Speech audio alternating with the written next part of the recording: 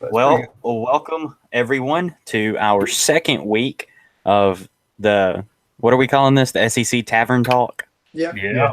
All right, the second week of SEC Tavern Talk. We are, of course, your hosts, JB, James, Rob, and Ashton, and we're looking forward to shooting the breeze on another great week of not so great week of college football. And with that, let's get a recap of last week's games, the big stories, the highlights, the lowlights. What you got? All right. I'll go ahead and start again because I got my bullet points ready. Texas A&M versus Kentucky. As I stated last week, Texas A&M wasn't going to let them escape with a win. How's the punter looking? He had almost twice the offensive yards that Kentucky had. Braden Mann went 5 punts for 298 yards with a long of 82. As for the rest of the special teams, our freshman place kicker Seth Small still struggling 0-1 on field goals last week. But our coverage did pretty well, only allowing one net yard on 2 returns. And one of those, Cullen Gillespie had a beautiful open field tackle for a loss of 4 yards. Our offense was very mediocre. We got across the 57 times and only scored on 2 of those drives. Kellen Mond went 18 for 29 for 226 yards and 1 touchdown. But unfortunately, he had both of our turnovers with 1 fumble and 1 INT. But the defense was dominant, not allowing Kentucky to run 1 snap from our side of the 50 the entire regulation. And they only gave up 7 points the entire game.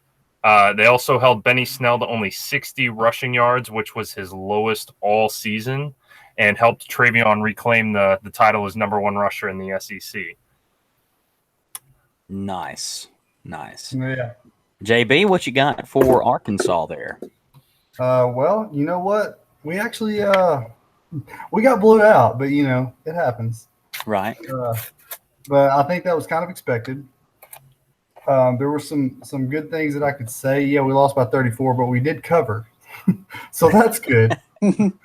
We covered the spread for the That's second 2 weeks in a row. 2 weeks in a row. Yeah.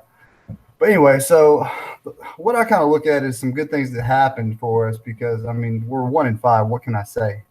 And we played the number 1 team in the nation.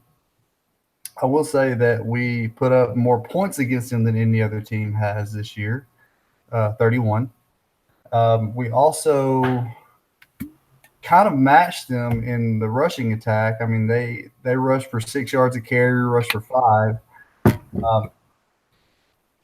I was impressed that we actually were able to convert on 3rd down more with them than we have. Like I think it was half the time. Yeah, 5 for 5. But they were also they converted half the time as well. So we stopped them a few times, and that was good. And they stopped us. I mean, our defense is still getting better. Yeah, we allowed 60-something points, but that it's Alabama. 65-31. I'm not that upset about that, but the fact that we put up 31 against them makes me happy. We did lead them in time of possession. Not that anybody cares about that, but I care about it because the reason that Chavis did not do well at A&M was because they couldn't keep the defense off the field long enough. And if we're doing that, then I think it's going to look better. I think things are about to take a turn. Come tomorrow, we will we'll have our first SEC win. I believe that wholeheartedly. So anyway, yeah, 65-31 was the final score. Nothing to say other than, we played them better than anybody else this year. That's all I can say about it. Right. Rob, what you got for us for Georgia? What did we see last week? What's the story there? So we played pretty well on both sides of the ball. We had a slow start on offense. Couldn't really get it going for the first quarter and a half. But then I really was impressed. I saw it with Jake Fromm. I saw him maybe play the best game of his college career. Just maybe not the full game, but overall, just I saw some things from him that the efficiency that I haven't seen all year, so that was good to see. But and we finally started scoring a lot, so I was really impressed and was concerned for the last few weeks, but I think we're getting better and better each week, and kind of pushing that young talent. There's some concern with the offensive line. We got a couple of guys hurt, a couple of our starters, which is a concern, but guys have been stepping up. We've been doing some good things. I like where we're headed. So we'll see how it goes with LSU this week. But Right. And with that, I will talk a little bit about the Tigers, though I wish I didn't have to. You were mad. Last week was a tough one. I mean, here's this team. They come in with all of this momentum, and I thought that the offensive line would be a problem. I didn't think it would end up being as big a problem as it was. We could not stop an edge blitz for anything. We rolled Joe Burrow out. We had an extra blocker and a running back. We had all kinds of schemes drawn up to beat the blitzes of Florida, and we just absolutely could not do it. So I'm hoping that the offensive line tightens up, that we find a consistent unit, that they get it together. And honestly, the defense played lights out. The defense has been kind of carrying us all season. And we were in a position to win the game at the end when Burrow throws the interception return for a touchdown.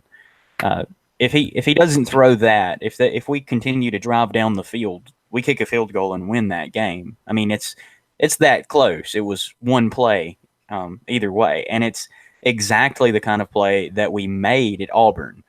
Right, it's the exact same thing. Burrow ends up throwing a 70-something yard pass to Justin Jefferson and wins the game, basically on that. So it just didn't fall LSU's way this time. Didn't go the way we wanted it to go. But hopefully LSU will tighten up on offense. Offensive play calling, I didn't really have a problem with, but you have to block to execute the plays you call. So I'm going to try to figure that out against Georgia. I don't think that their defense is any more talented than Florida's. So I'm not, just overly worried about this week. But, there is a little bit of anxiety going into tomorrow. So with that, let's go ahead and recap all of the scores from last week. Of course, Alabama plays Arkansas at Arkansas and wins 65-31. Like JB said, they did better than expected. So that's all Arkansas can hope for at this point. Do just exceed expectations. This Missouri and South Carolina game, I'm upset that I didn't see it, that I didn't watch it. South Carolina ends up pulling the victory out at the end with a 2-point victory. The SEC East, man, I don't think they're as strong as the West, but it is a lot of fun to watch them play. It is a lot of fun. So then we go to Ole Miss putting up 70 on Monroe. And I think that, again, illustrates that offense does not win championships. This offense, I think this is the second time this season they've put up 70+, and that did not translate well to SEC play at all. This is a team that beat Texas Tech, which is a team that beat TCU, and they cannot compete against top-level defenses in the SEC. And I think that's a very big problem for Ole Miss to solve. If you don't have a defense, you cannot win championships. And I don't think they'll come back until they really build a defense. Of course, A&M pulls it out in overtime and breaks all of our hearts except for James's. And Georgia puts up a monster victory over Vanderbilt, and Mississippi State shocks the world and blows out Auburn. And I think that covers it. Did anybody else have as bad a week as I did picking games? I did. That was my first I week. was just plus 50 by one game. By Yeah, one? it was my first losing week. I went 3-4, first time ever. Ugh. Yeah, I think I was close to that, 3-4 or something similar. It was bad. Yeah. Real bad. So, do you guys I don't- want to get into our picks for this week?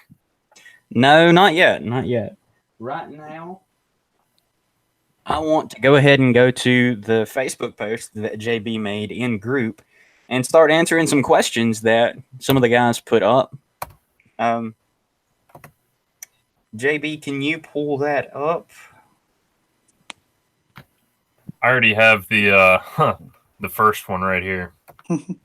I think that's JB's question anyway. So We talked about it. We talked about it beforehand, and he said he would let me answer it before he did. Yeah, we're going to double take that one. okay, go ahead. Yeah. So the first question from Noah Miller is, why and how will Arkansas be the best SEC team in 2019? And I've got 2 words for you. They won't. All you, JB. Okay, I got you. To be honest, I don't think they're going to be the best team in the SEC. Not after what's going on right now. I mean, he's rebuilding. So, but I will say that they do have one of, if not the best recruiting class they've ever had at the University of Arkansas coming up next year. Yeah. I mean, they've got like 7 4-stars coming up, and they've never had that many.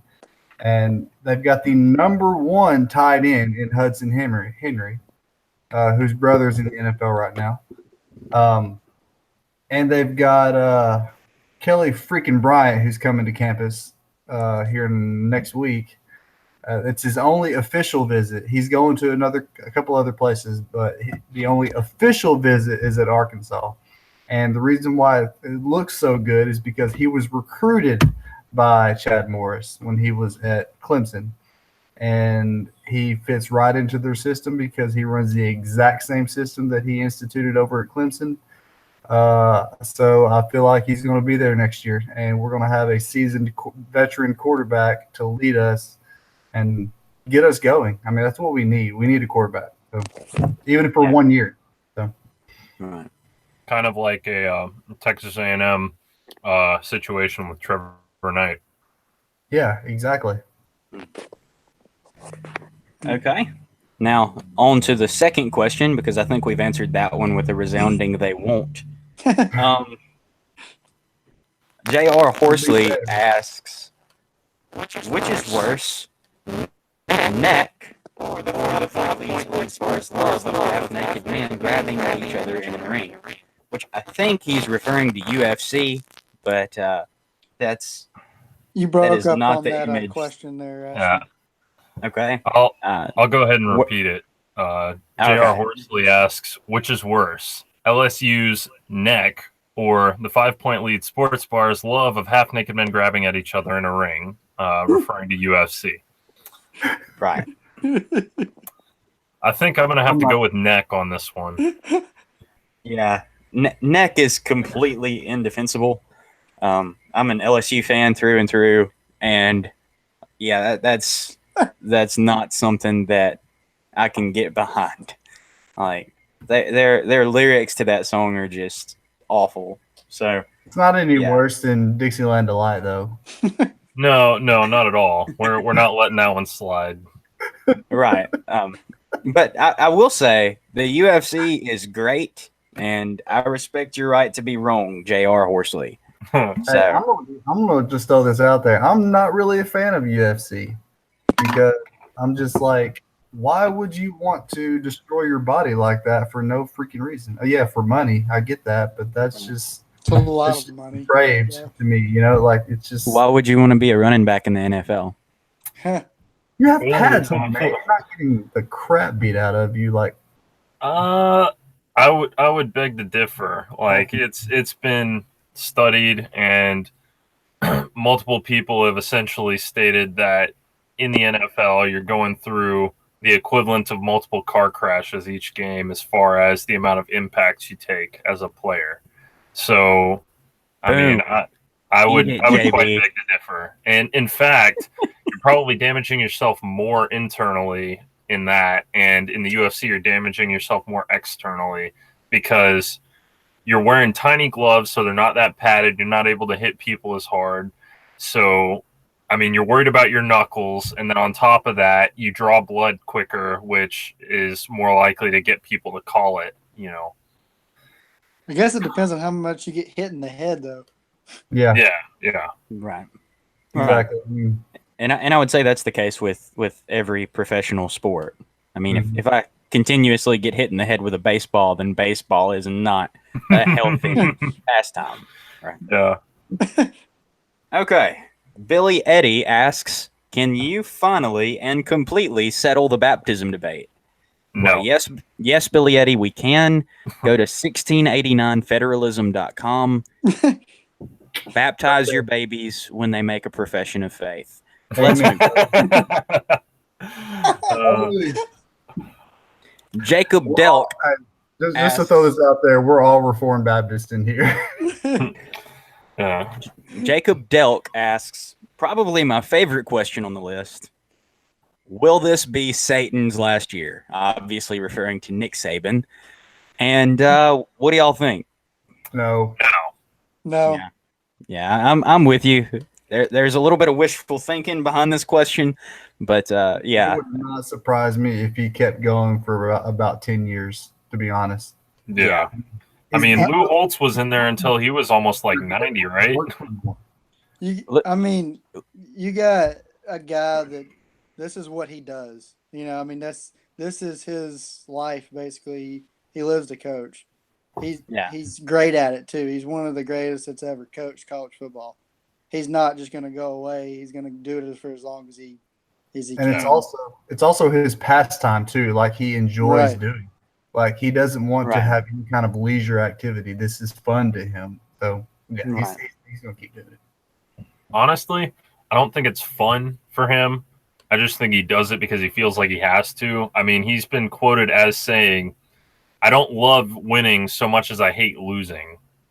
Right. Like, so, I mean, that's not words of someone who enjoys doing it so much. I mean, I think that's the reason why he's called Nick Satan, you know, because he's good at what he does, and he seems to derive the least enjoyment out of it of anybody that does it.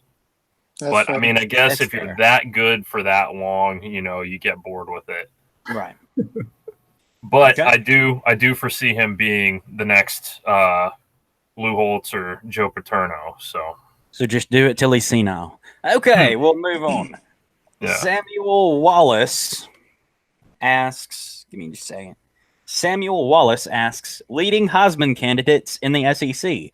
You can drop the S. The leading Heisman candidate in the SEC is Tua. Tua. Yeah. I mean, if you look at the Nissan watch list, he's one of like 10 people on the watch list, and he's the only person out of the SEC. Right. So, and he should be in the lead. Yeah, he is in the lead. I don't know what's up with all this weird Will Greer stuff. He's not winning the Heisman. Hey, Will Greer, I will say Will Greer is one of the best quarterbacks in college football. I think that he and Jake Fromm are probably the two that I would draft first. If you just don't think he's going to win across the board. I agree with that. Yeah, he's not Tua. No. All right, moving on. From an objective point of view, how do you even begin to fix the problem with Tennessee? I want to be clear, I'm a diehard Florida fan, and I have no love lost for the Vols. But I think the challenge of turning that program would be awesome to take a stab at. What's it going to take for Tennessee to get back to where they were in the 90s, and how fast could that possibly happen? And that's a question from our very own Dylan Joyner. Yeah, so I think, first of all, the object is not to get back to the 90s. It's not what can we is first they've got to just focus on now and being patient, because they've dug themselves into a big hole. And I don't think it's so far that they can't dig themselves out. Tennessee's got a rich history, as much as I hate to admit it. But as someone who grew up right below Chattanooga, I despise Tennessee. With that said, I do think there's hope for them. I think they can come back. They finally took the time and found a decent coach that has potential. But I think Tennessee is going to have to accept the fact that they're going to suck for probably at least 3 to 4 more years. Mhm. Some are more optimistic. I believe it's going to be at least 3 or 4 more years. The reason being is because I think, one, it takes a while. It takes a few years to bring a program that's been so saturated back to the forefront. But two, it's going to take a while to recruit. And I say that because recruiting is different than it was several years ago. Like the amount of recruiting talent is insane. But look at, there's like 4 or 5 schools that are getting elite competition or elite recruits, and then beyond that, I'm not saying that it's inferior. They're inferior recruits, but the difference in the level, you used to have a 5-star and a 4-star. They may not be that much different, but I feel like the disparity is growing more and more as they continue to kind of narrow down the ranking system and how they do all that. And I think the talent pool is just growing as well. But you've got Alabama is getting, top 3 every year recruiting classes, most times 1. Georgia's going to continue with Kirby to get top classes. A&M is right now sitting at number 1 for next year. I think it's going to be really tough to continue to recruit, to be able to recruit highly. I think Pruitt will be able to, but it's going to take some time, and I don't know if they'll be elite under him, but I think they will definitely challenge in the East in the next few years. I have one thing to interject for this. The beginning of the question, from an objective point of view, how do you even begin to fix the problem with Tennessee? I think that's marketing. And number one person that could market Tennessee right now is Peyton Manning. He just retired, and pretty much the only thing he's got going on right now is a bunch of insurance commercials with Brad Paisley, and you can only do that for so long before you get bored, And I think as much as Peyton did, not only in the SEC but in the NFL, I think even if he wasn't coaching there, if they just used him for recruiting, I think that would be a great thing for him to do, because he could still enjoy his retirement and he would still get to be firsthand involved with the building of the SEC program without having a massive time commitment as far as coaching during the season. So I think that's the first step you take to rebuild the Tennessee program.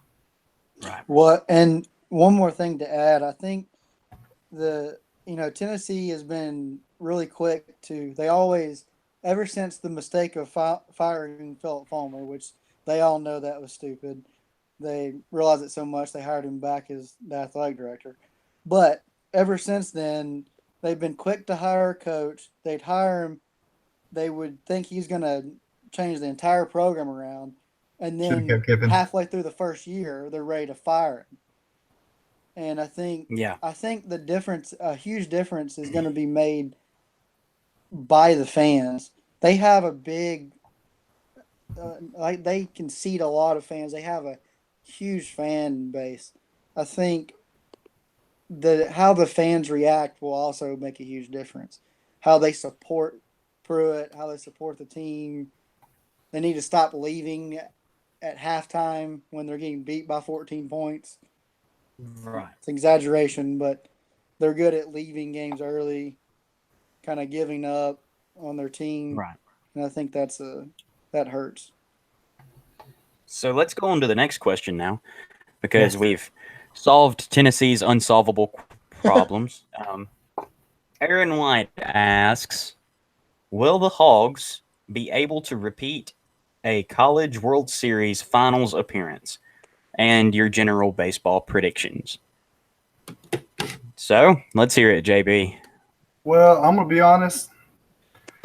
I don't think this is going to be the year for them. They lost a lot of they lost 11 draft picks. That's a school record.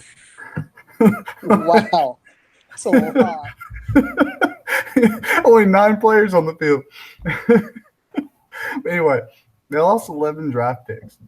So I just it's hard for me to say that they're going to repeat, but I think that Dave Van Horn has built a machine there. They've got a lot of arms that are coming up. Isaiah Campbell is coming back. He got drafted, but he came back. He'll be their ace this year. And then they got my boy Connor Nolan coming up, who is right now the third string quarterback, but he's also a freaking amazing pitcher. Let me just kind of go over a little Connor Nolan knowledge for you. Last year, what he did his senior year in high school, mind you, it's high school. 66 innings pitched, 10 wins, 0 losses, 0.42 ERA. No, I didn't say 4.2, 0.42. It's 0.42. His whip is 0.525. Let me give you a little context there. Clayton Kershaw's is 1. And So for people who don't know, that's walks and hits per innings pitched. yes, walks plus hits per innings pitched. That's exactly right. Yeah, so Clayton Kershaw's is 1. Mind you, that's in the major league. This kid is pitching at 0.52. 67% of his pitches were strikes, 123 strikeouts in 66 innings. That's 2 per inning, in case you're counting. The kid is amazing. And we got 3 years with him for sure because of the baseball rule. But as far as general baseball questions, you can't count Florida out ever. Right. Because they have just been rocking and rolling. Florida State's going to be a player. LSU, I believe, is probably going to be a player. You got like North year. Carolina, Stanford, Texas Tech. Look out for Texas Tech, man. They've got some bats for sure. They don't have the pitching that some of the SEC schools do, but they can rip it. Anyway, that's what I got. I mean, I kind of look for Oregon State to maybe be a player again too. UCLA, Vandy, maybe. It's going to be a pretty big field there, I believe, this year. It's going to be anybody's game. Yeah. Well, general baseball predictions, I'm going to limit that to LSU and say I think that Paul Maneri keeps us in contention for the SEC. LSU is that they're basically the New England Patriots of college baseball. They can look bad in the regular season. They can look very pedestrian in the regular season and then just turn it on in the postseason and cause a lot of racket. They are always a threat to go to Omaha. Again, Florida, of course, Arkansas. The SEC is really stacked in baseball. The only other places that I see that are like the SEC are places like UC Davis and Cal State Fullerton and Oregon State. That Pacific culture of baseball is the only thing that competes with the SEC baseball. And really, it's a toss-up between those two cultures. It's amazing to me how great and how high level they are competing with the majors for players. And basically, that's what's happening. The majors are offering contracts to these kids, and it's up to them to stay and play baseball without getting paid. And it's amazing to me that such talent has come through, like the kid you're talking about, JB, or Zach Hess. That I particularly think of, who's just a flamethrower with 96, 97 mile an hour fastballs for LSU. And people, of that type, Alex Bregman, who probably could have went to the majors straight out of high school, decides to, you know what, I'm going to go play with LSU, or any of these teams that are very good at doing that. You had Dansby Swanson do that with Vanderbilt, and that Preston kid that went to Florida, and Arkansas had a kid with a really weird name that was really good. So there was Preston Tucker was the player for Florida, and it's amazing to me the talent level in college baseball, especially in the SEC and in that Pacific Coast area. I need to add one more thing about Arkansas, though. It would not surprise me if they did make another run, because I forgot to mention their three biggest power hitters were two freshmen and a sophomore, so they are coming back. You've got Casey Martin, Heston Kjerstad, and Dominic Fletcher. So they're going to be led by those three guys in the meat of their order. Fletcher's the best center fielder in college baseball, period. I don't care what anybody says. So, I mean, you've got those three. Those are going to be the heart and soul of the team. My question is the pitching going to be there? We lost Blaine Knight. We lost Casey Murphy. So, I mean, our Sunday pitcher has become our Friday pitcher. So that scares me. So we'll see what happens. Yeah. Well, we're running out of time, so let's go ahead and we'll answer Jason Oxford's question, but J.R. Horsley's next question is too broad for us to get into and not spend probably 10 or 15 minutes on it. Jason's question is Georgia the Salmon Sisters of the SEC? Pretty, but not as important as they or the SEC talking heads think they are. So basically, is Georgia for real? Are they actually worth all of the hype that they've been given? Rob? I mean, that's kind of tough for me to say. As a fan, I want to be optimistic and say yes, but also as a fan, I want to be realistic and say I'm not so sure. I think the potential's there. I think the talent's there. I don't think we have so far. I don't think we've matched the hype based on the level of play that we've had so far. I think we have the talent to compete with just about anybody in the country. Maybe Alabama, I don't know. At this point, it's kind of hard to say, but I think for sure we can compete with anybody else in the country if we're playing to our full potential.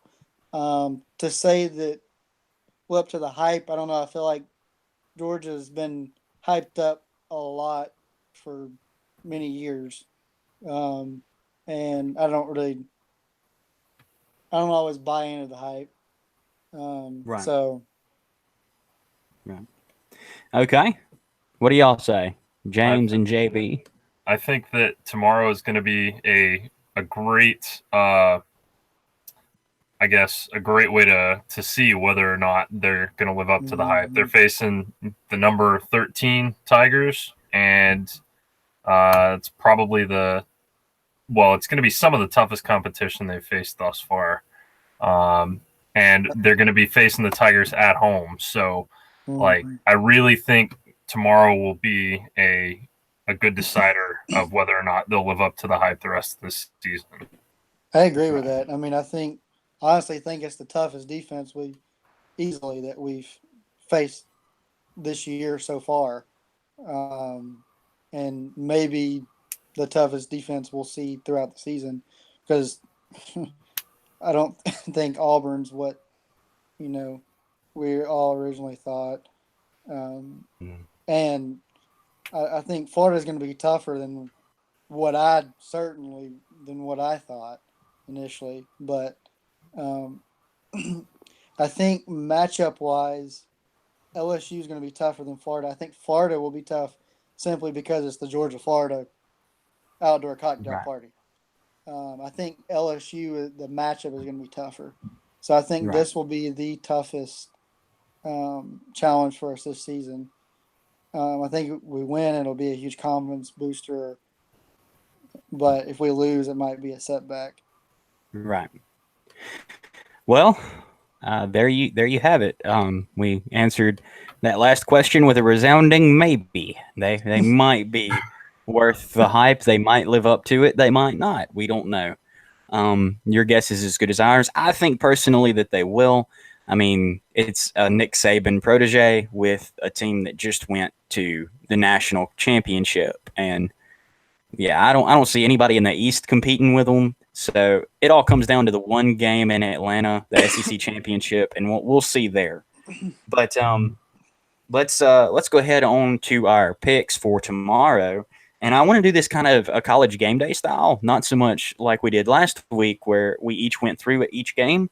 But I'm going to list a game, and then we'll really quickly give our picks and maybe one reason why we picked that team. So let's begin, JB, with you, Florida and Vanderbilt, and then we'll go to James, and then Rob, and then myself. I'm going Florida, man. I mean, they've since Kentucky, they've got a chip on their shoulder. And I think it's turned their season around, to be honest. So, and I don't think Vandy is a tough team. They played Notre Dame well, but I don't think they're the ones that's going to knock them off their high horse. I could see that. James? I completely agree with that sentiment. I think Florida's taking Vandy, and I think they'll probably do it by 2 scores at least. Oh, wow. Rob, what you got to say about that? I agree. I think it'll probably be. I agree. Probably about 2 touchdown spread. I think Florida's getting better and better each week. They got a couple of their big time players back on defense, and they. I don't know. I agree that they've got a chip on their shoulder as well. They're fighting. They're hungry. At this point, they're kind of like. They lost to Kentucky, so they feel like, they almost feel like it's a losing season, I think, in their mind. I mean, it's not, but I think you're right. Yeah. They've won 31 years in a row over them. So I think with that in mind, and I think Vanderbilt is talented, but I don't think – and they scrap, but I don't think they're strong enough to beat Florida. So, all right. Well, I am agreeing with you folks. I'm with you fellers. I think Florida takes it, and I don't think it's going to be a close game. I think it's going to be about a 10-point spread. But I say Florida takes it, and it's over by the midway point in the fourth quarter. JB, it's to you. Auburn and Tennessee. The game is at Auburn. What you got to say about that? I don't care where it's at. I can't pick Tennessee, man. I mean, they're just they're the one team in the SEC that I could say is worse than Arkansas. And that's okay. Sad. That's really fair. Sad. Auburn. I think they did it together this week after that last week against Mississippi State. I'm not a believer in Malzahn, but I think they'll take it this week. Right, James. I agree. Tennessee has become the red-haired pig child of the SEC. Arkansas has stepped it up, and Tennessee has taken their place. So I'm giving this one to Auburn. All right. Rob? Agree. I'm giving it to Auburn. Oh. I think Tennessee's too far down this year, and I just can't pick Tennessee anyway. It's just I don't think it's in me. I got you. All right. I am taking Auburn as well. I think they're a better football team, and I think it being at home means that it's going to be an ugly game. Now, for the marquee matchup of the week, JB, it's to you. Georgia is coming to Baton Rouge, and they are playing my LSU Tigers. Who you got? Because I really do think that Georgia is legit, and I do think that Jake Fromm is the truth for real. And because it's a day game in Death Valley, Yeah. I'm gonna say Georgia by a field goal, maybe Okay. maybe a little more, but I mean I think Georgia's gonna take it. Okay. James? I agree. While LSU is swinging, I think Georgia is swinging as well. And while it's on the road, I think I'm going to give it to Georgia by a field goal as well. Although I would not be surprised to see the Tigers bite back. All right. Rob? Obviously you're going to take Georgia for a reason. Yeah. Yeah. Obviously, I'm taking Georgia, but I think it's going to be close. It's going to be a tough one. I think LSU might even have an early lead if Georgia's slow start on offense so far is any indication. But I think Georgia will pull away in the second half, and but I wouldn't say at the most it would probably be a 10-point win, but I'm Right. thinking more probably 7. Yeah. ESPN agrees. But I am going to go ahead and diverge for the first time tonight and say LSU wins it. I can't pick against them. It's at home.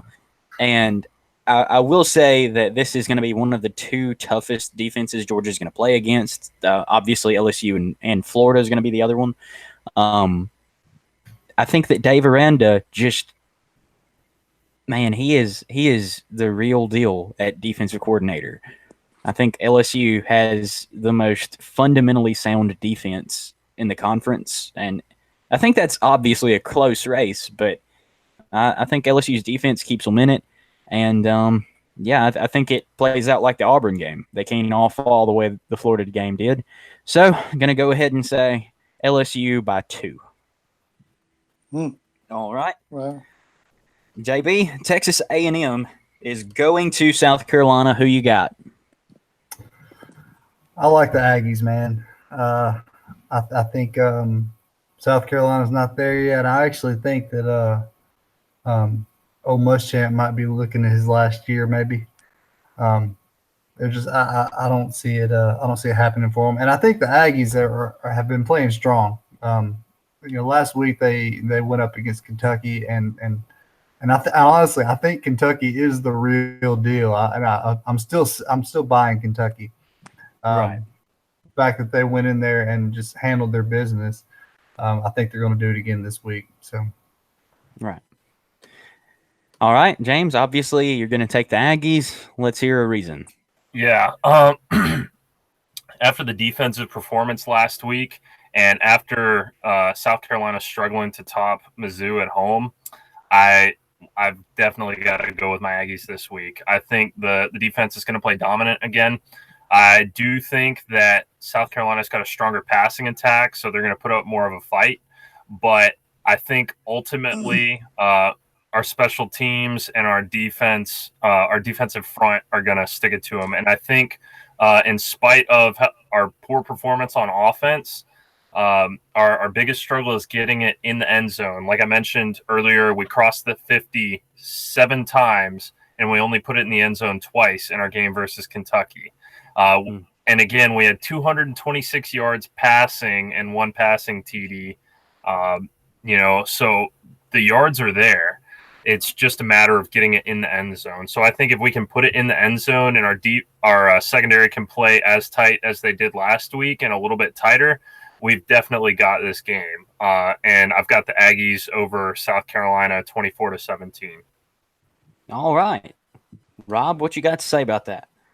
Well, I'm also picking the Aggies, but I'm gonna go a little more extreme. I'm gonna say Aggies by 14. I think although A&M's offense is struggling, I think South Carolina, they've been falling off lately. I think they're a little dejected, honestly. And Muschamp has a tendency to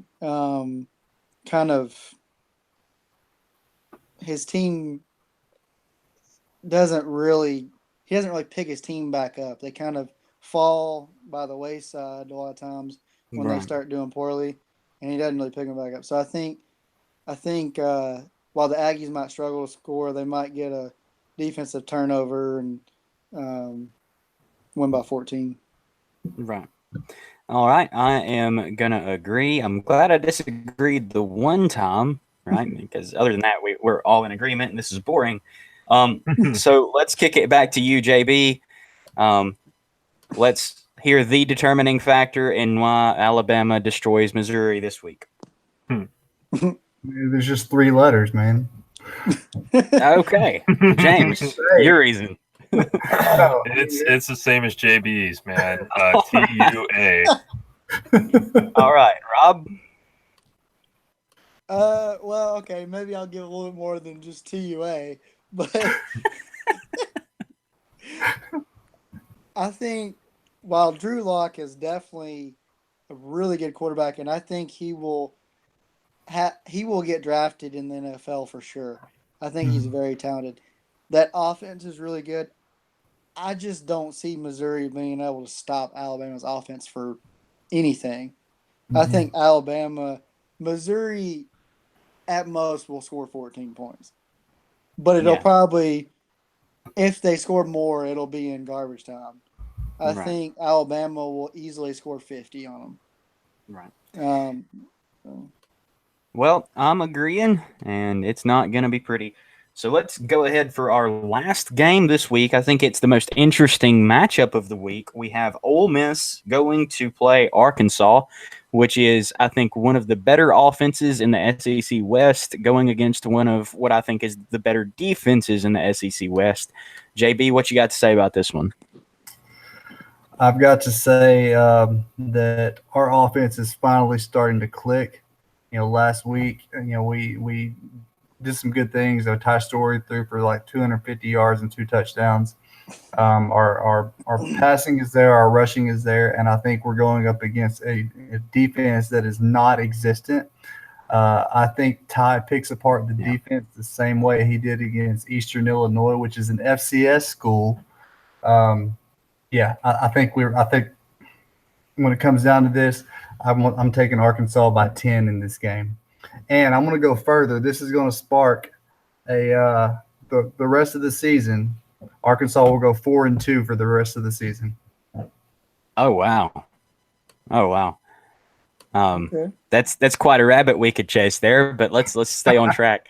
James, who you got in this game? Arkansas or Ole Miss? I think it's the first time since week 1 that I've picked Arkansas in the picks. I like the way that they're going, and after they put up more points on Alabama than my Aggies did, again, as I mentioned, the Aggies offense has been struggling, and they're not living up to their potential. But I do think that Arkansas is ready to go kick Ole Miss in the teeth.